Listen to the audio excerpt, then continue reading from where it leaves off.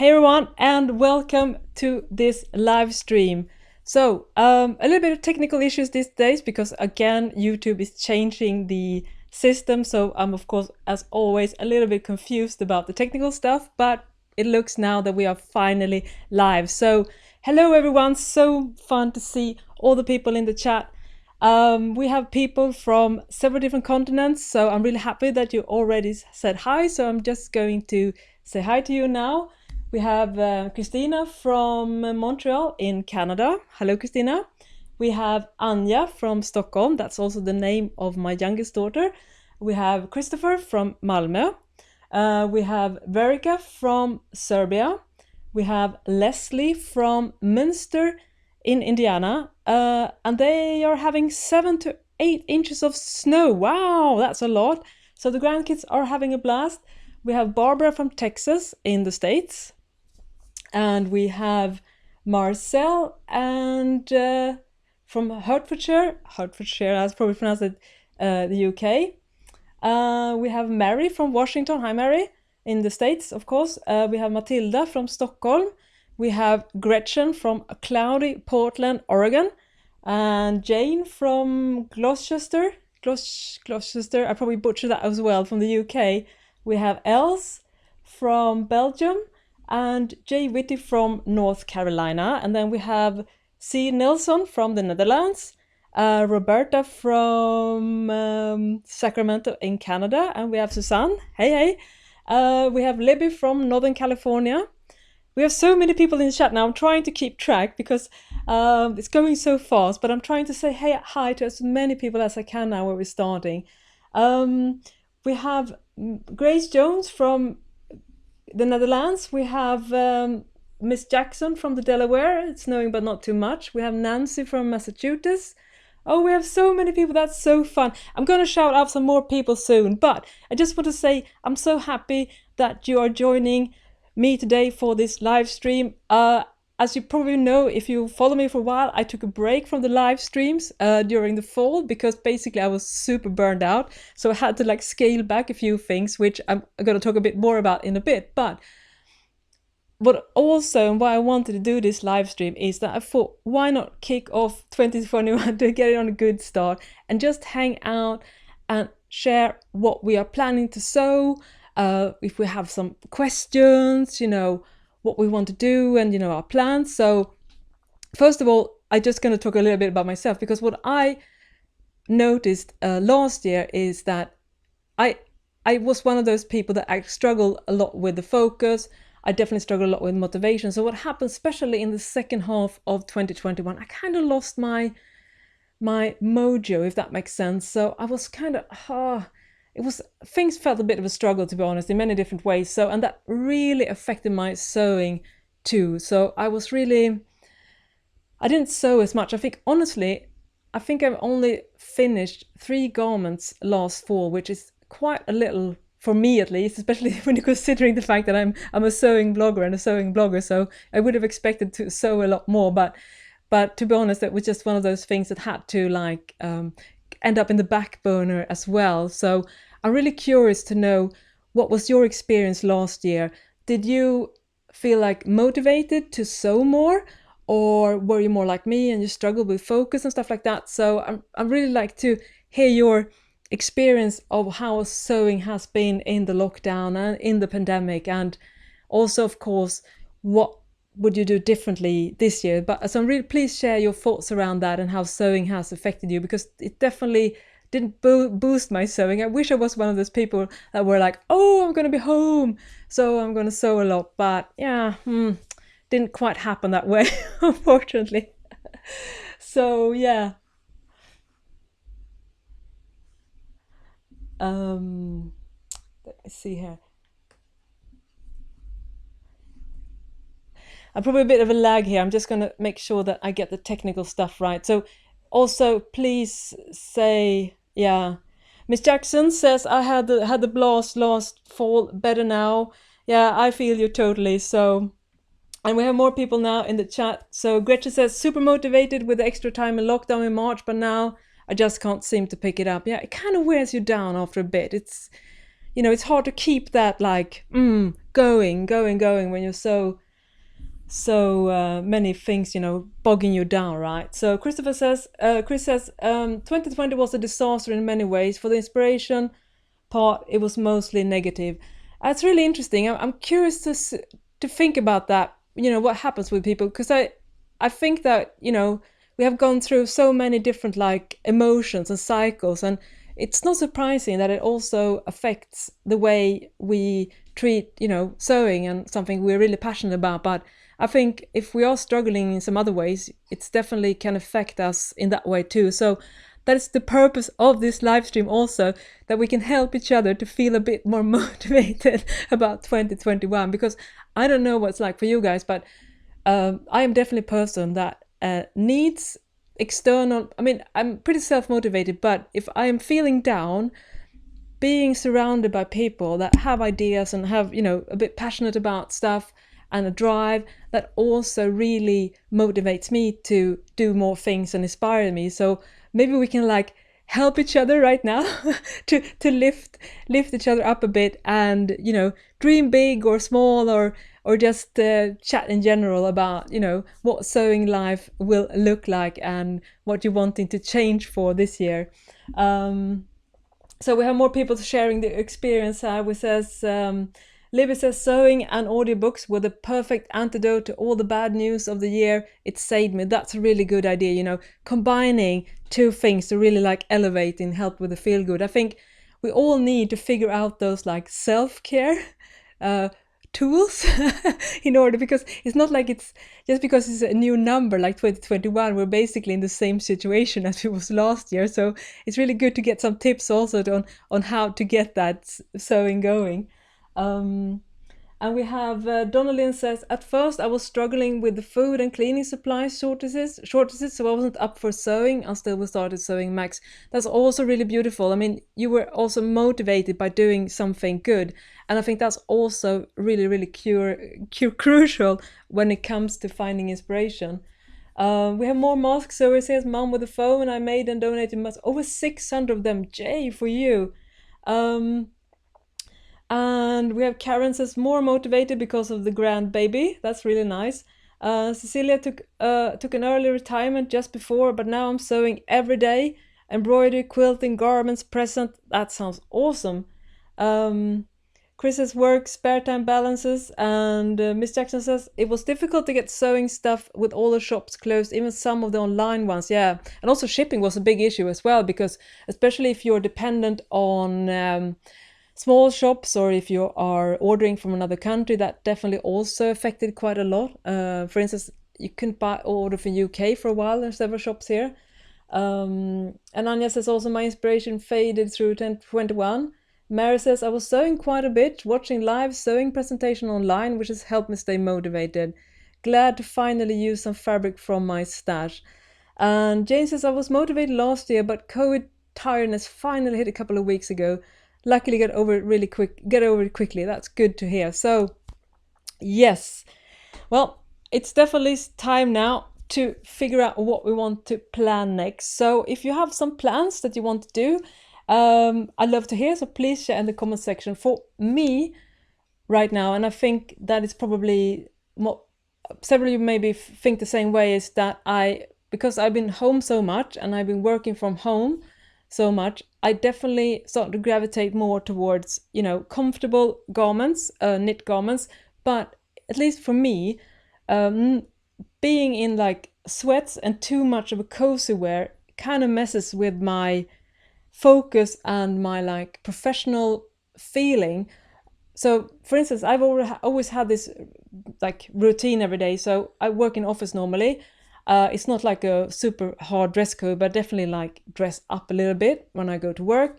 But as soon as I come home from work, I have this ritual where I always go and switch to something really cozy, like a pair of joggers and a t-shirt, because that kind of marks for me the break of what is like my work life and my home life. So I kind of mark that with just switching garments. But when I'm home all the time, I didn't get that kind of natural switch, if that makes sense. So I'm definitely a big believer in that what we wear can also affect how we feel.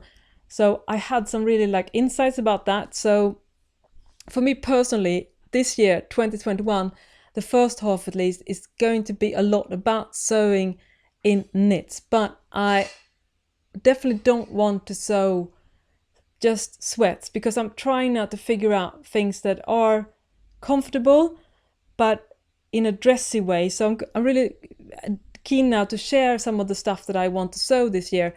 So also, as I said, I really like to know what your thoughts about that. Has sewing kind of, or the situation in the world, has that affected what you're sewing? But that's kind of, for me, I'm trying to figure out that sweet spot now between something that is super comfortable but still feels like I'm dressed up, if that makes sense.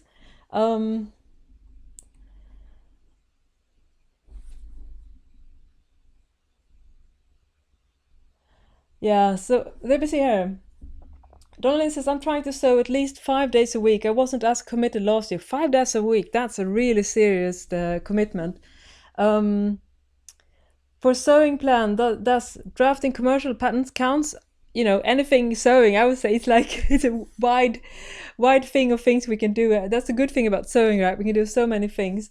Matilda says, I started my Etsy shop this fall due to less time spent at work. Long time dream of mine, but I feel really tired of the pandemic now and having a hard time keeping up the steam. Yeah, it can be it is a challenge, and I wonder if anyone has figured out why that is, why many of us, not clearly not everyone, because some of people are really having good steam here, but some of us are kind of struggling. I'm curious to see that.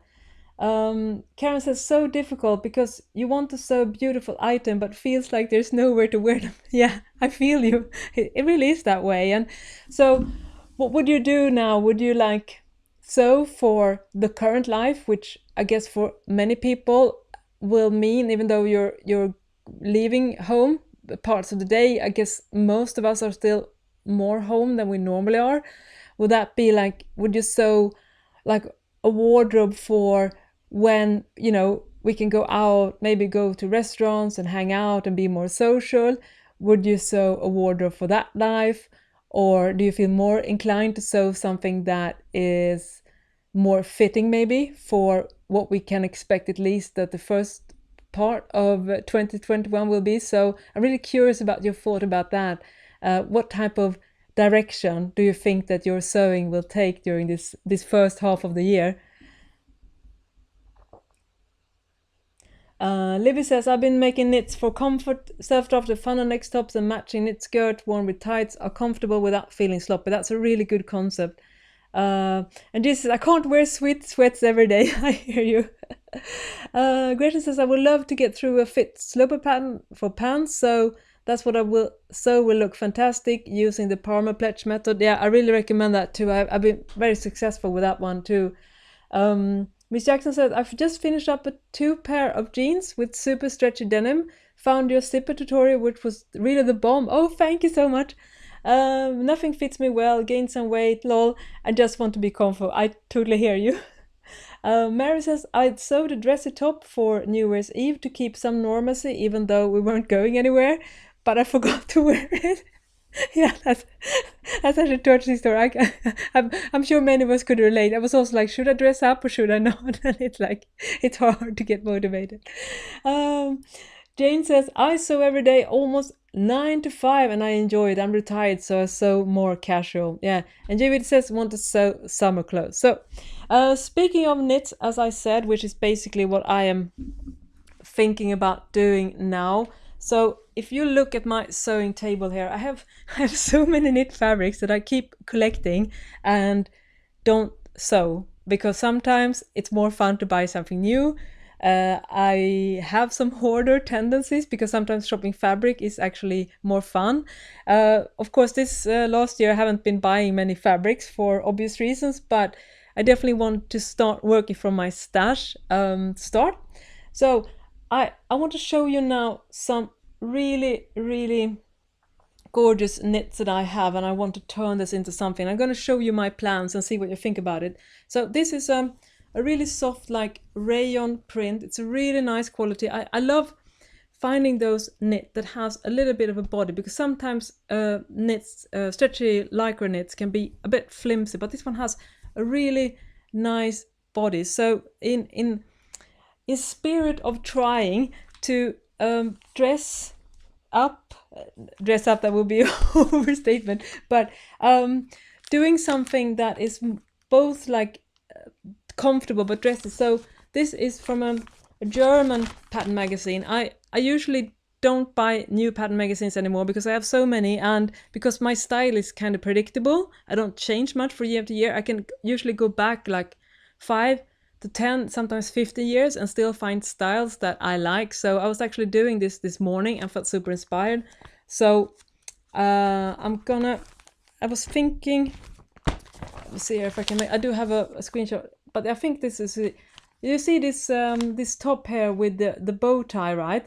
So this is a knit top. It's super simple. This is the one that the model is wearing. That I thought that was really cute with long sleeves. So I was thinking about using this fabric. So it would basically be, maybe it's a bit busy, or is it too busy? Do you think that? It's hard to say, because I was thinking maybe it wouldn't almost look like a knit fabric. It would almost look like it could be, you know, like rayon or silk, and then I would do the bow tie. I honestly, what do you think about adding, you see these are actually like chest pockets, but I mean, this style of course looks really cool, but do you think that, you know, if I would go through this, and please be honest if you don't think it's a good idea, but do you think pockets on this very like dotted print would work? As like spontaneously I'm not sure, because it's such a busy print, and you know, I don't know how you do pattern matching with dots like this, but this is what I'm trying to think about, just as like a loose fitting, but still like tie it into a bow. Yeah, so that's my one of the projects. So I'm really curious to think, do you think it would be a good idea? And also the pockets, yay or nay, for the chest? Yeah, let me see here. They okay. Nice to hear you guys. You're saying yes to the idea, but pockets no. that's kind of the consensus from the chat right now. So yeah, yeah, pockets, no pockets. You okay? The only way to do, Donnelly has some suggestions on the pockets. Is basically to do it like fussy, but so it wouldn't be like too matchy. I guess you mean that. Yeah. So I would say that the vote is in, and it's a resounding no to pockets. A couple of ideas on the pockets for sure, but yeah. Okay, good. Thank you. So nice to have some suggestions for that. So, and the second garment I want to make, because last year I was I maybe it's like my subconscious, I want to forget about 2020, so I was actually referring to 2019 when I say last year. I'm like in denial. So that's like a, how do you say, you put a year in like a parenthesis, right?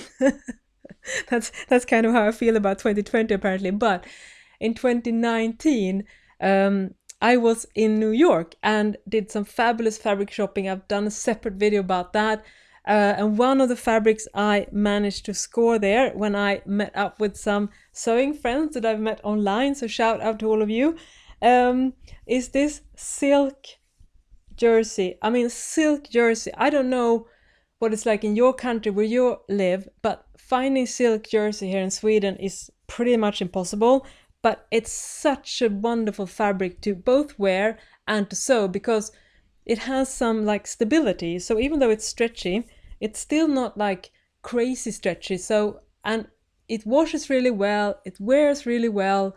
And just like this top that I'm wearing right now, which I'm also going to remake, is wool. And I've noticed that both wool and silk has a longevity. I probably said that, butchered that word, longevity, compared to say cotton knits, for instance, because they can wear down quite quickly. So sometimes it's actually worth, if you're like fine with using like animal materials, which obviously silk and wool is. If you're okay with that, I would definitely say it could be worthwhile pursuing. And also silk is good because it's kind of nice both to wear in the winter and the summer, which makes it a really pleasant fabric to wear as well.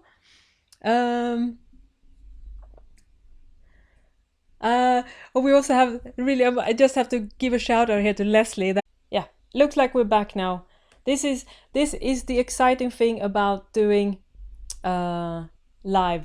You never know what's happening. But let's talk about sewing. So I was looking at the Burda Style site this morning when I was trying to figure out what I want to make. So I found this top, which I thought was really interesting.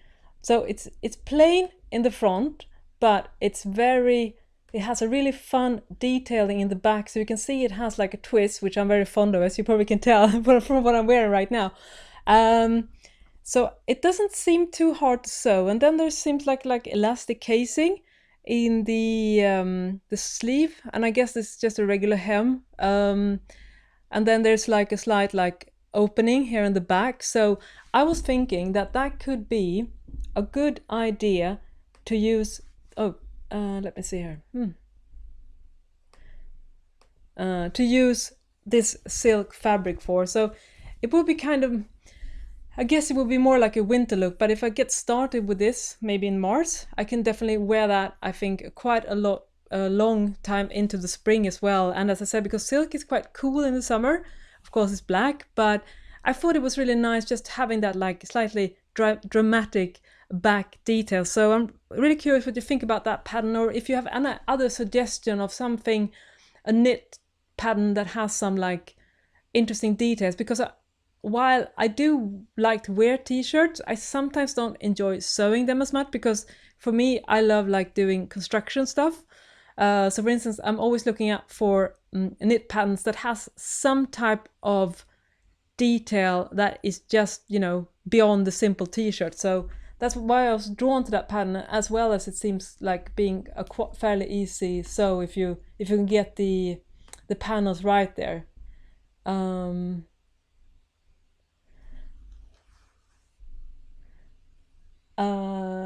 Yeah. So Libby says also silk jersey is a great layering fabric. Top choice is a good one. I'm a huge fan of silk options, especially in knit. So yeah. I would, the front, Mary says, I like the twist for the front detail. Yeah, it's actually in the back. I would love to have a twist in the front as well. That was my only like quibble with that. It's a bit too plain. But then I thought, you know, sometimes perhaps there's like a fun thing about having something that looks a bit simple in the front, and then there's like a surprise in the back. Because sometimes we have a tendency of just layering everything in front when it comes to a lot of garments. So maybe, yeah, I don't know.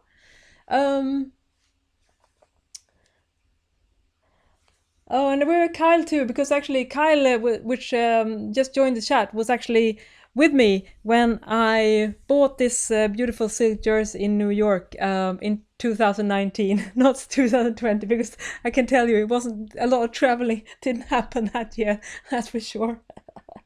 So, and also, as you can see here, speaking of twist, I'm a big fan of doing twist tops, and that is definitely something. There are lots of different sewing patterns that has some type of twist. So this one is from Burda. It's an envelope pattern. I wish I had the names here in the back of my mind, but I can't. But it starts with a 6. It's a 4 digit number, and so I was buying like this is when you buy.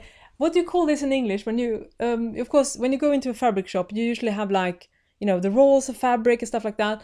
And then there's like a bargain bin or something like that, where you can buy pieces of fabric that are like remains, or what you call it, from the fabric roll. So I found one of these. So it looks like this, right? but so there's an explanation why it was in the bargain bin. I can't pronounce anything. But as you can see, there's a good stretch of really nice, very soft cotton lycra rib knit. So I was thinking maybe I could just do the same pattern over and again, because if you're doing this twist up, it's quite tight fitting, so having a bit of a stretch is something that I think will be really helpful. So not as beautiful as this color, because this color is actually magic. It's hard to find, but that's because it's wool. That's why it's so rich in color. I don't think it's hard to replicate that on when you're dyeing cotton or some other type of material. I noticed that's why it's so rich in the color, but maybe something like this, a bit more plain, obviously, than this one. But I thought it would be fun to just replicate that one, because a twist top for me, it's so fun to sew. It's actually quite quick. As you can see, it's very simple in the back.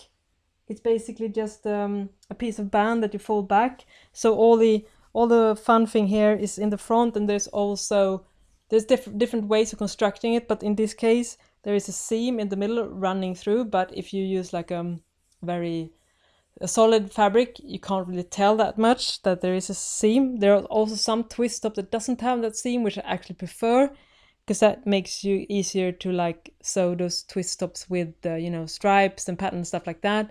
But yeah.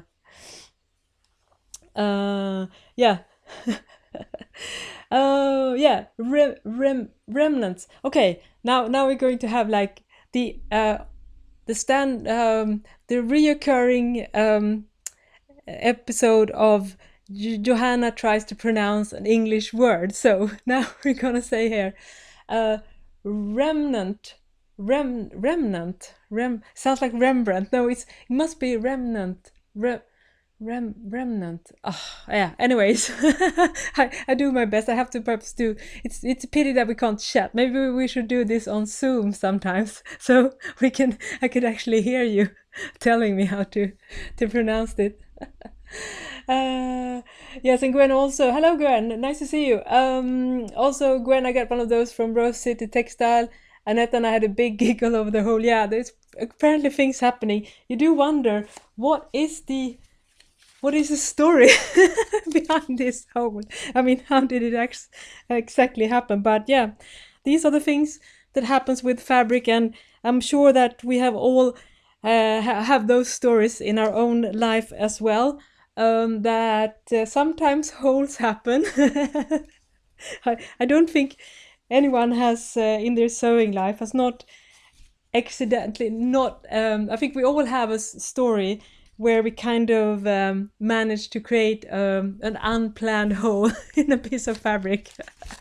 That's like where your heart stops, especially if it's like already a cut fabric or something like that, and you're like, how can I mend this? I have lots of stories of how I try to hide various holes in my garments. I also remember when I first bought my first serger, that was over 15 years ago, yeah.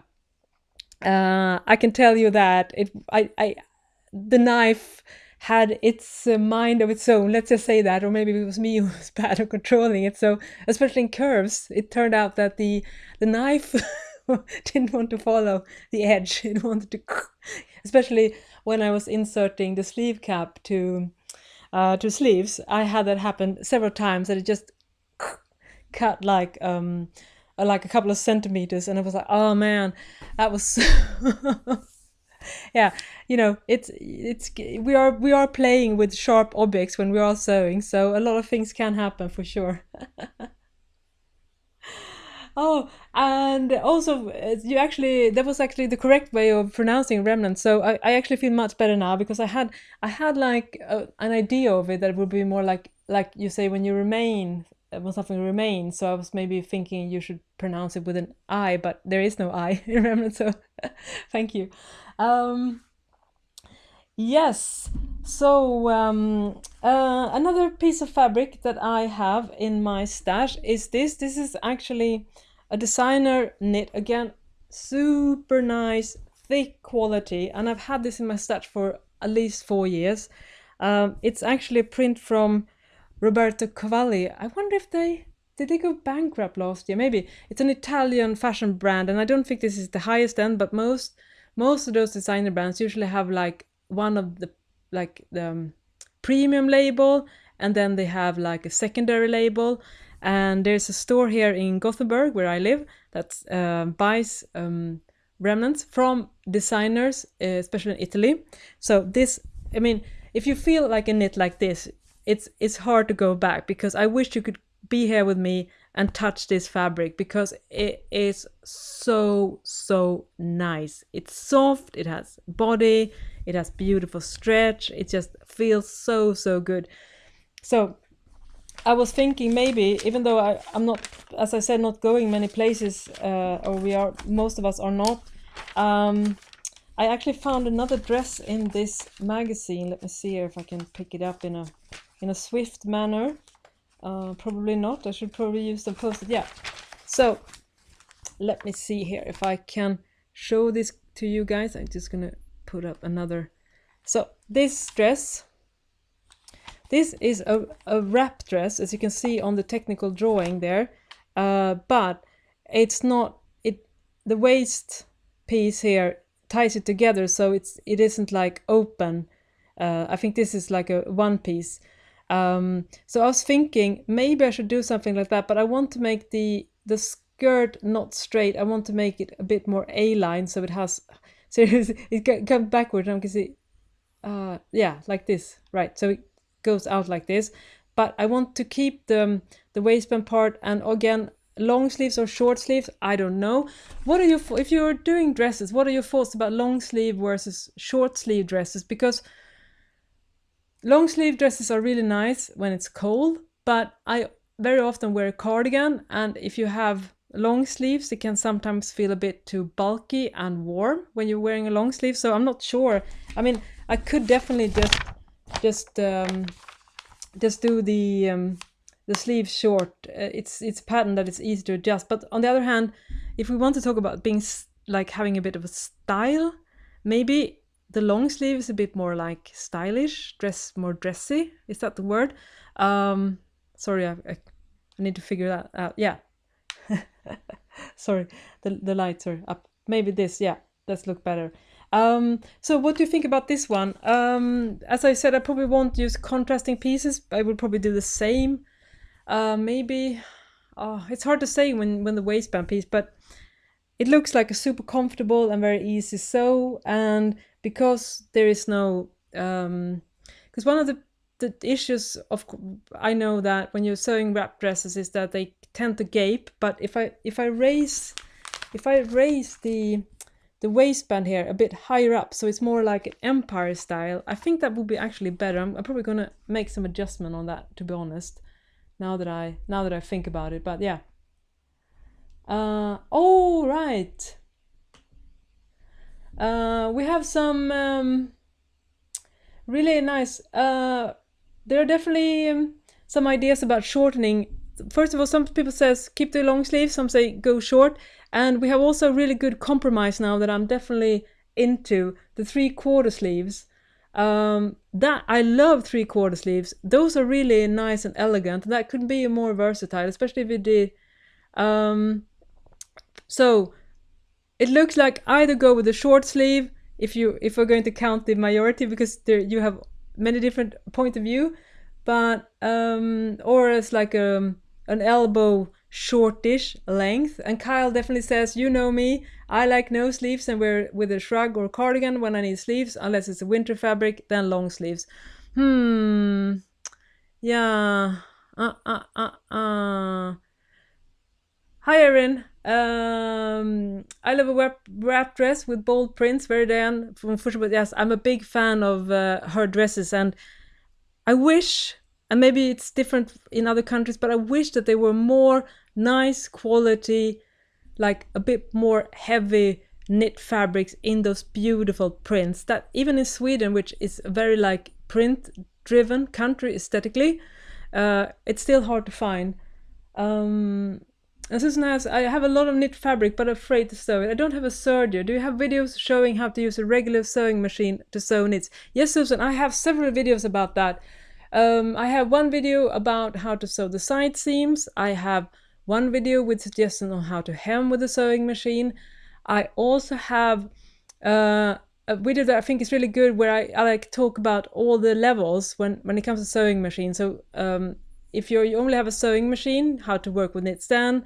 And I also talk about that in a video, if it's worth investing in a serger, and like the third and perhaps final step for us home sewers would be investing in a cover stitch machine. So if you go and look back, and if everyone else is curious about that, I have several videos on sewing with knits using a sewing machine. But the trick is usually to use some type of stabilizing technique or material for some parts, because you don't have the when you have a serger or a cover stitch machine, you have the differential feed, which adjusts how the feed dogs are moving, which means that it can prevent having some type of knit fabrics being stretched out. So generally speaking, it's easier to sew if you have like a double knit or ponte di Roma, I think it's called.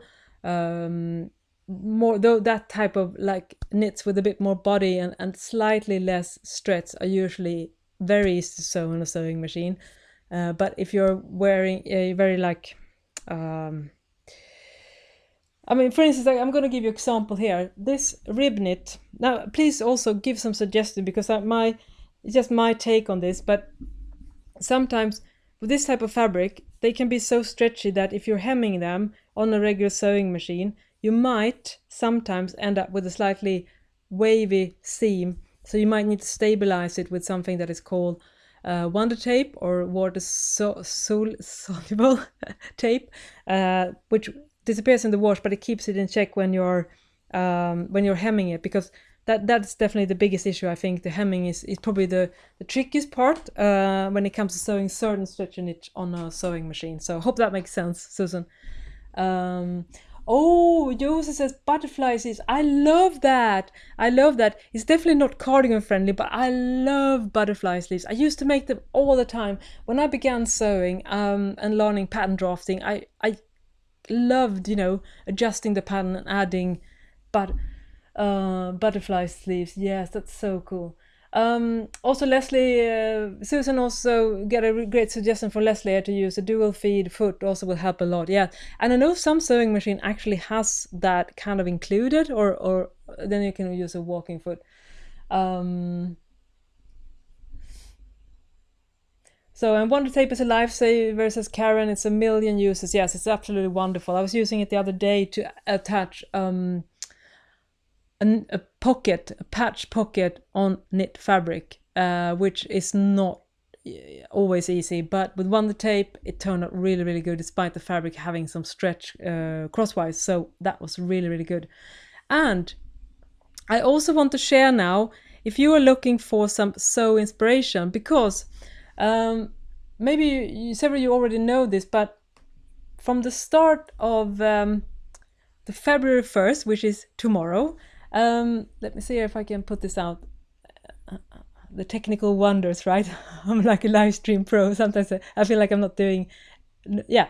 So, what is happening on the 1st of February to February is that there's a Black History Month Pattern Designer Challenge. It's mostly on Instagram. And what it is that it's a way to support Black-owned sewing companies. And I'm one of the sponsors this year. I was also last year. So it's basically like a challenge, most on Instagram, using this hashtag. And what's so cool about it is that it has this wonderful resource of pattern companies and other type of sewing business creators, Black-owned.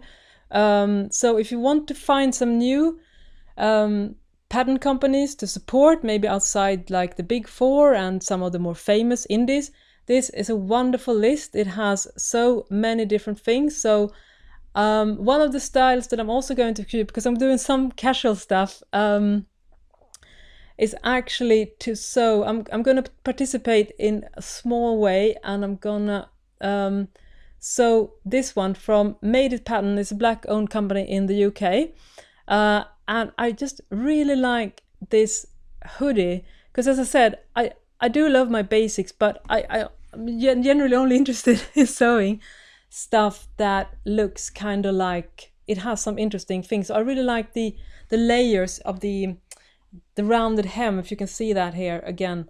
So I thought that was a really fun project. So that's probably what I'm going to sew for this challenge. So if you want to learn more about the challenge, I have linked both to this resource site and to So Natural Dane, which is a fellow YouTuber who is the one who's taken initiative to this challenge.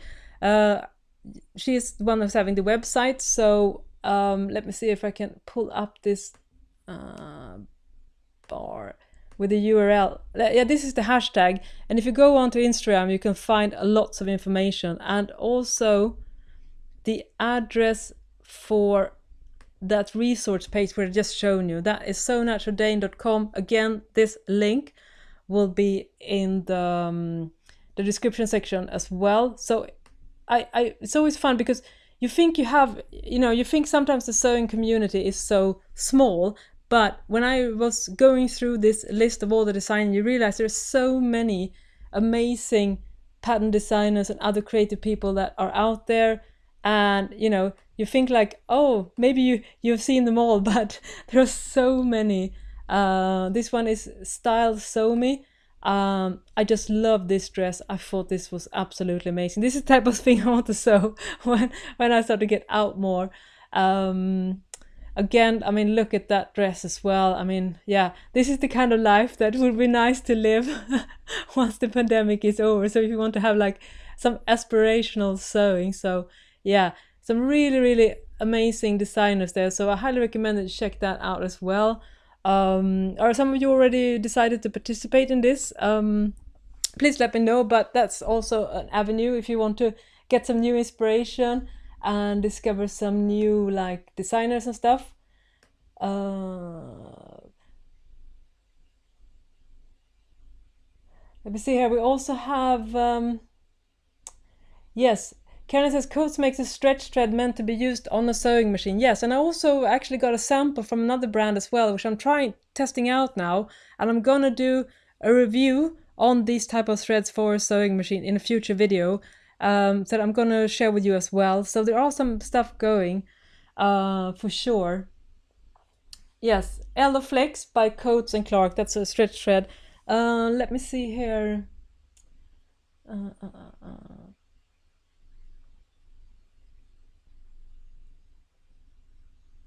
Let me see here. Is this Seraflex? Yes.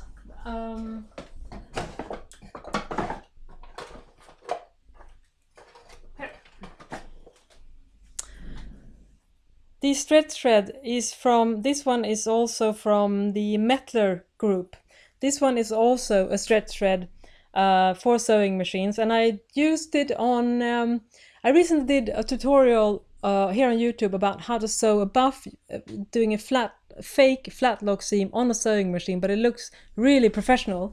And for that tutorial I actually used this thread, and it turned out really, really nice. So I can definitely think from my initial experiment to recommend it. As I said, it's Mettler and it's called Seraflex. Yes, the one that you mentioned there. So if you're curious about this one, my initial impression of the Seraflex from Mettler is that it's a good thread.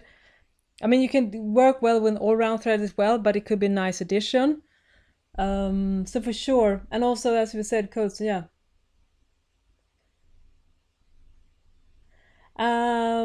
Let me see here. Yes, Eloflex is by Coates and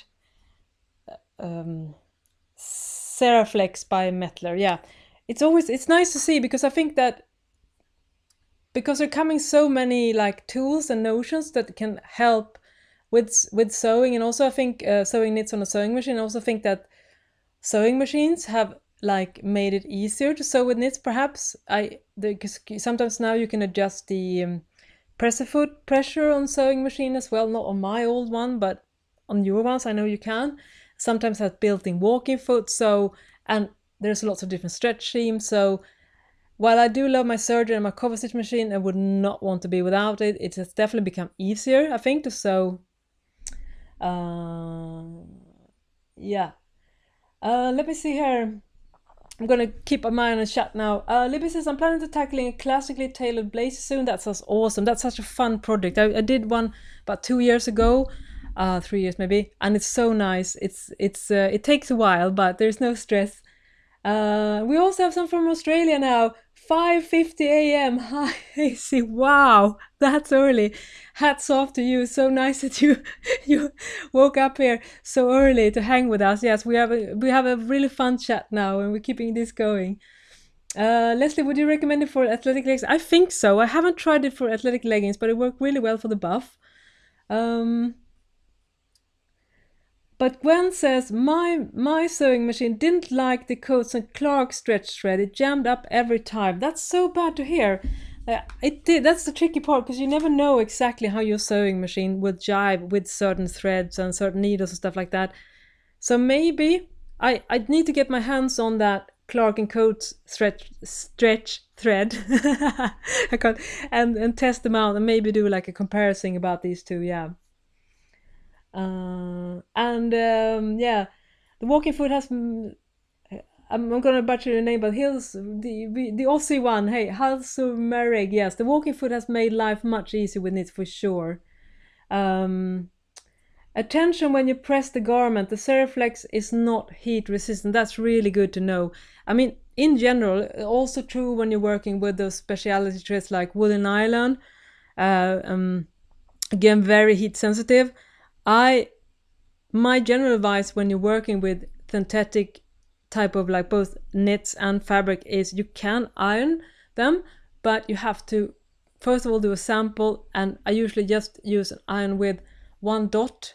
Maybe you have different labels in different countries, and also if you're a little bit worried, you could always use a press cloth between the fabric and the iron. So there are definitely ways to protect the fabric, but you have to be very careful for sure. So again, like, isn't this the golden rule about everything? Always do a sample. So that's probably very true with this thread as well.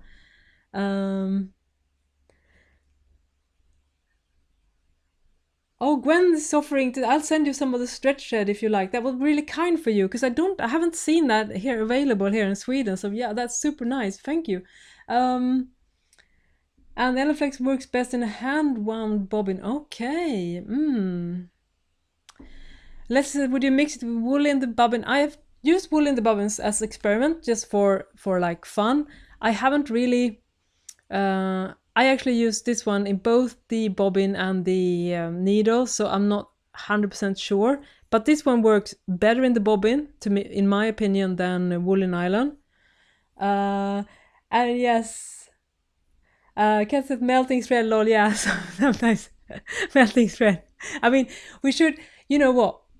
We should do one live stream where we just share all our sewing disasters, so that everyone can hopefully learn from our mistake, and also we can have a good chuckle, because I'm pretty sure we also have some harrowing stories of things gone wrong. So I have melted many things, and I also have a tendency of burning myself. So not right now, but I usually have like strips of burn marks, you know, that sharp. All right, we're back now. So we're having a bit of a lag now. I guess we're having too much fun, so the live stream is buffering, which actually happens sometimes. But yeah, this is the technical joys of doing it live. So, and I love your attitude. Mrs. Jackson as well says, no sewing disaster, only learning experience. I love that approach. I wish I had that kind of. You're so positive, because I'm one of those like, I don't know. I'm way too hard on myself. So yeah. But yeah, sewing is definitely a journey for sure, you know. We all have to go through some learning experience. And I think also, even though those of us have sewn for a long time, we still like those like our mind like go blank, and you're like, but I should have remembered that, right? So it's not always a learning. It's like a learning experience, but then sometimes you need to do it a couple of times before it actually like sits in your brain. And not even then. I mean, sometimes I forget to check things. You know, I've done so many mistakes. It's crazy. And Miss Jackson, wondering why my pants didn't fit right, only to find I used all the back pieces. Lol, yeah. Yeah, that's also a good trick I have.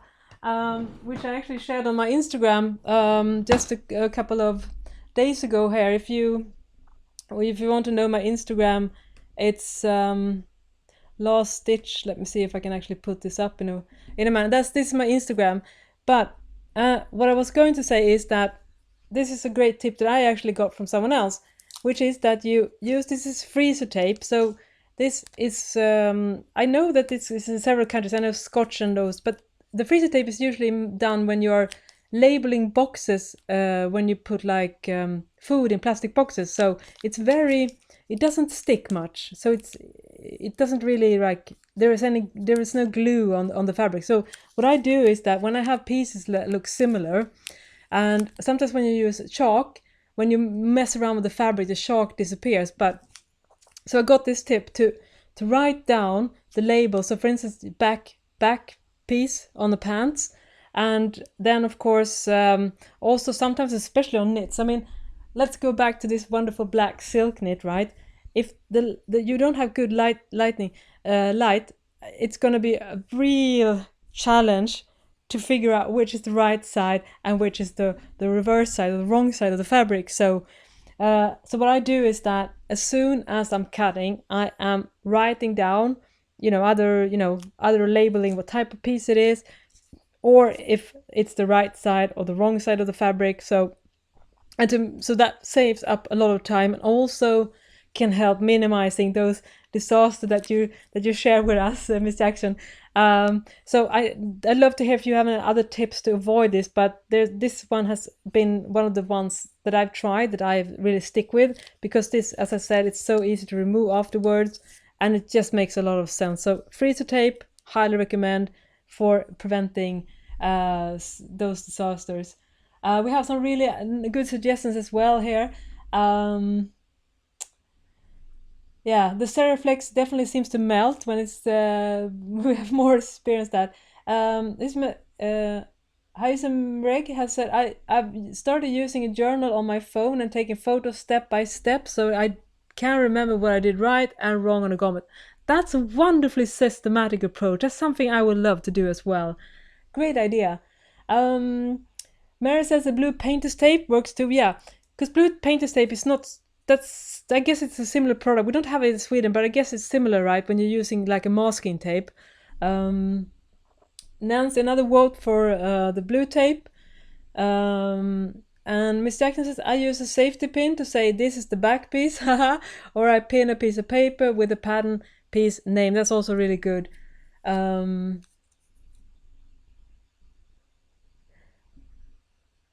Also, word of wisdom here from Leslie says that no, I'm going to butcher it. A heirloom sewer would say, if it's hard to tell, you don't need to worry.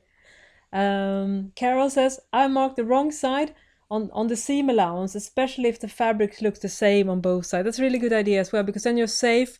That information will not be shown on when you're done with the fabric. And also, to make the safety pin are also useful to identify the right side of the fabric.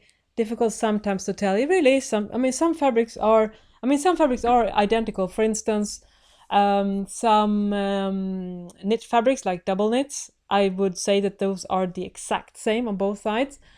Rib knits are the same,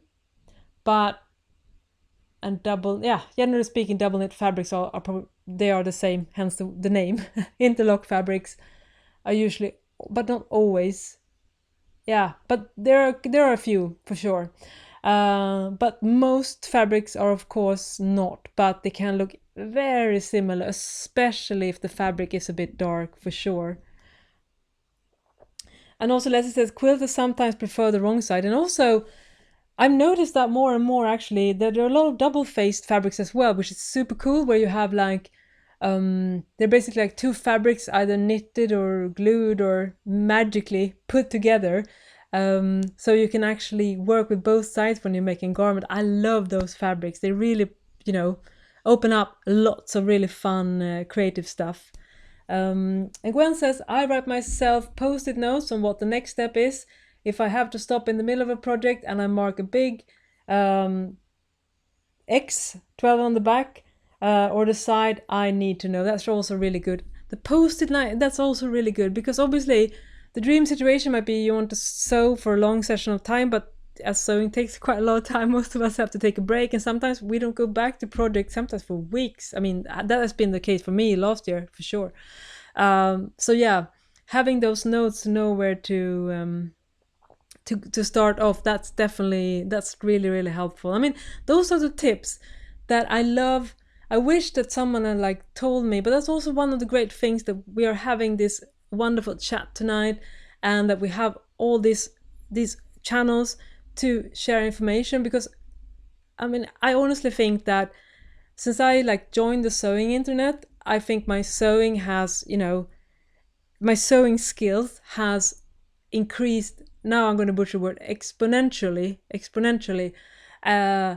during that time, compared to the decades I had of sewing before the internet kind of came on the scene, especially the sewing internet. So that has been such a game changer for me. So even though I share with you a lot of sewing tips, those are things that I have learned along the way, but I also learn so much from all of you. So it's such a wonderful exchange of knowledge that we together, like, that's why it's so helpful, because we get those like, you could do it that way, or you could do it that way. You get new inputs. So that's one of the things that are also great about sewing, is that you can never be fully learned or fully trained.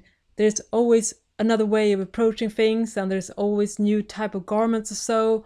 So it's such a wonderful learning experience. So I love that we're having this type of discussion, because I feel like that is so valuable. I'm so grateful for it. So for sure. Carol says, this is why these groups are good, as we can share tips. Yeah, totally. Yeah. And Linda agrees with Carol. Yeah. And you feel less isolated working at home alone. It's brilliant. Yeah. And Ismail says also, I agree about the community aspect, and shall be going back to read all of the comments later. So many good tips and tricks. Yes, it's been awesome. And I've learned so much as well. And I'm super grateful. So what is happening now? I should just do a bit of a personal update as well, because I'm going to do a separate video about that. But if you have followed me for a while, you know that I have been juggling, depending on how you see it, because I've been working full time while also, writing sewing books, doing YouTube videos, having a blog, releasing sewing patterns. And as I mentioned in the start of this live stream, I was definitely, I should finally, because I knew it would happen at one point, but it still took me a bit surprised. But this fall, I definitely felt really exhausted and kind of burned out, especially around the release of my latest book, Sewing Jeans, which is also why I didn't do the live streams this fall. And also, of course, the pandemic, and the fact that my day job was going through some big organizational changes, and also that before the pandemic, one of my big work part was doing arranging physical events. So that was like a big chunk of the stuff that I was working on. So I had several big events lined up in March, and that was everything happened. But long story short, that in just before the holidays, my employer said, okay, now we're going to have to do some cutbacks. So they offered a severance package if you applied to leave voluntarily, in order to not go through the entire process. So I applied for that, and I got that. So I'm actually, as of basically this week, or maybe last week formally, I am no longer having a day job. So I'm actually doing the IslandStitch full time, which feels absolutely fantastic. Of course, there's still the financial stress, because I need to make this work now, or I have to go back and take another day job. But I'm definitely going to give, say, at least the first half of this year, this my all, and see if I can get enough momentum to actually make it become a viable business, in that sense that it could actually replace a day job income. Who knows? But yeah, that's a big life change. But that also means that I am able to now go back to doing this live stream the last Sunday of each month. So you can be sure that I will do more. I will also do more interviews. So if you have any suggestions on guests that you want me to talk to during this live stream, because I thought it was fun to have some expert maybe on fitting, tailoring, pattern making, all that stuff. I have some ideas about people I would like to chat with. So if you have any people you would like to see on this live stream, please drop me a note in the comment section as well. And of course, you know, basically we're going to do a live stream on sewing jeans also this spring, and a lot of other fun stuff. So if you have any topics you want me to cover, I am all for it, because I love having these chats with you, and we can share tips and, you know, just hang out. So that is like the plan for this spring.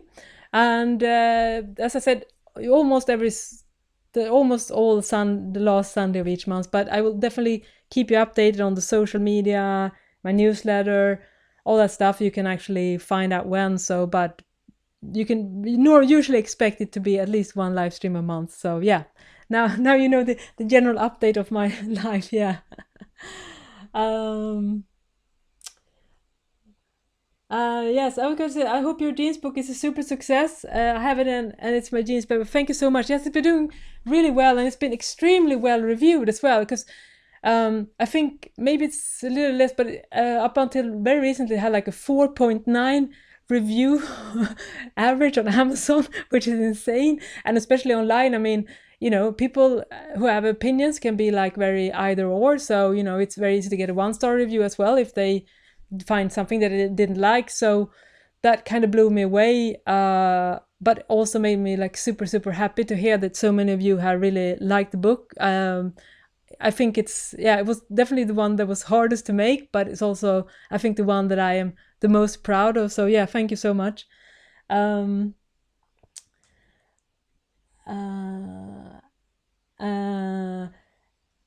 we have to see, Karen says, you have helped me so much. It's definitely your calling. Thank you so much, Karen. Aaron says, I have lots of faith in you. You're going to kill it. Thank you so much for believing in me, Aaron. Carol says, good luck. Thank you. Libby says, I love the live stream. So do I. And I'm so happy to see so many of you guys here. Thank you. It says, yes. The experts on fitting, tailoring, pattern making. Very exciting indeed. That's awesome to hear. So this is a congratulations. Wallace says, I wish you all the best in your new adventure. Thank you so much. Good. Gwen says, I would love to buy mini pads from you, a technique thing to adapt to activewear or whatever.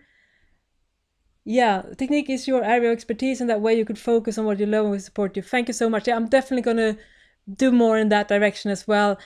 Oh, there's probably a bit of a lag again now. We'll see if we can reconnect. Yeah, I will definitely focus more on like the technical aspect. I think my angle will be teaching things that are slightly, you know, it's not like beginner, it's like the next level for people that are already familiar with sewing but want to learn more, slightly more advanced techniques, but making them like really easy to understand. That's kind of where I feel like my calling is, where I feel like I can fill a gap in a way. So yeah, that makes me very happy. And some really kind words about the jeans book as well. Thank you, Matilda. Thank you, Isomeg. Fitting, definitely. Kara says, I love my cover stitch book. It's giving me so much confidence. Thank you so much, Kara. And Lyria says, thank you so much for the live stream. Wish you all the best with this new chapter of your life. Thank you, Lyria. And Libby says, your fly zipper method is a game changer. I want to make jeans all the time. Thank you so much, Libby. Yeah, that took a lot of investigation, but I'm so happy. I'm really proud of that tutorial. Thank you. And pattern fitting will be awesome. We're all into fitting. Well, I think we have a resounding yes to fitting. So I have someone in mind that I want to interview. So I'm going to see if that person wants to join. And then, but there are luckily many different people that are really good at that. So I think we're going to find someone that can help us with that, because that we can all improve on, right? It's such a journey. Okay. Thank you so much for joining and chatting about sewing and life in general. I feel really inspired now, and I hope that you have come home with some really good inspiration and some fun time. And I'm really looking forward to chat with you again. And otherwise, there will be regular videos coming out on Sundays. I would say most Sundays. I have some really cool stuff planned as well.